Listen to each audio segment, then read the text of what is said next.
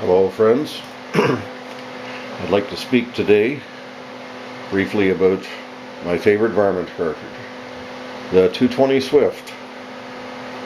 It's a cartridge that has been much maligned during its early days, and that being maligned it certainly didn't deserve that, although I can certainly understand why.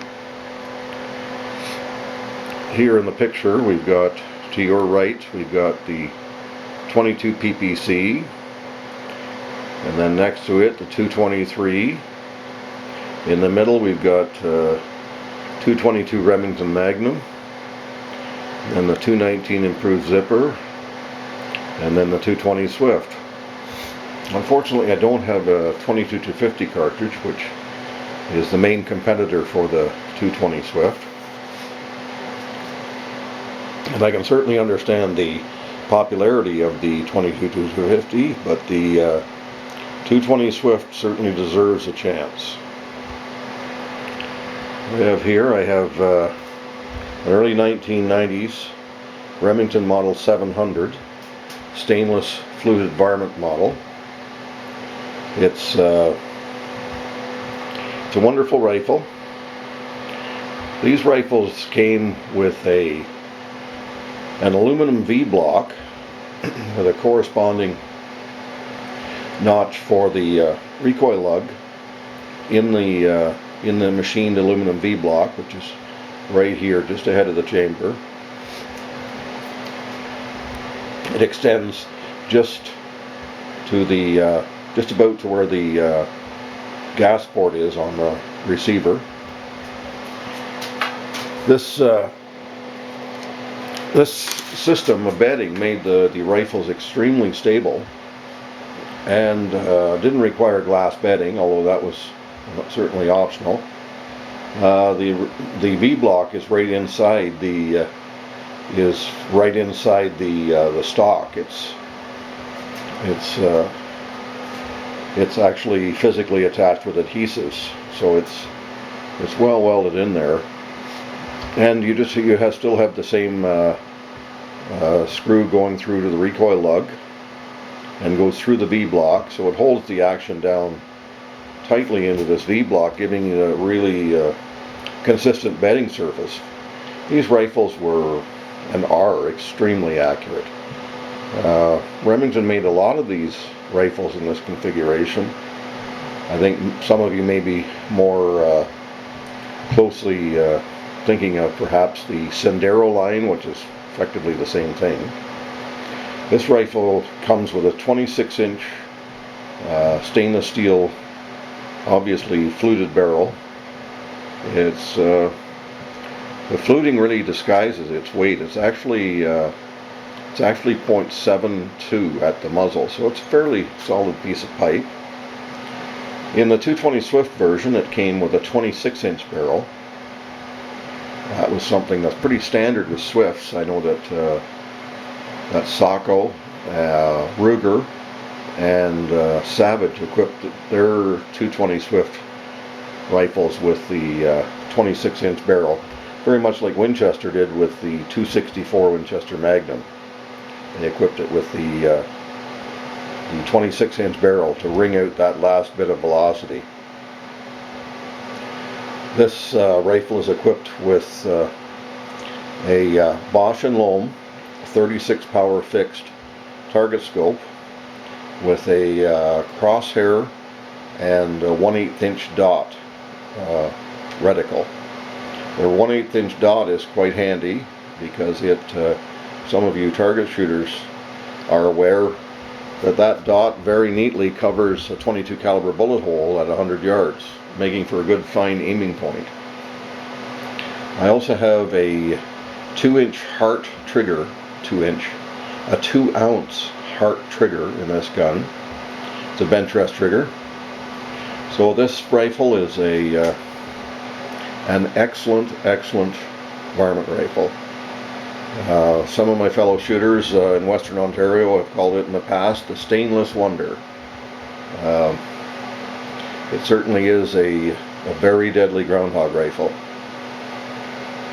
these 220 Swifts, as you're probably aware, in case you're not, even with a 52 grain bullet with hand loads, this rifle develops velocities around 4180.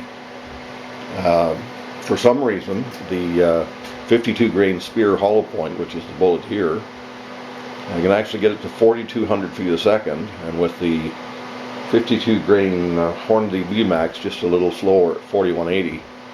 It's devastating on the poor groundhogs.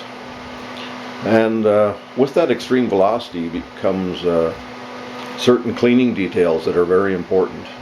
More important than with these other cartridges that are a little bit slower.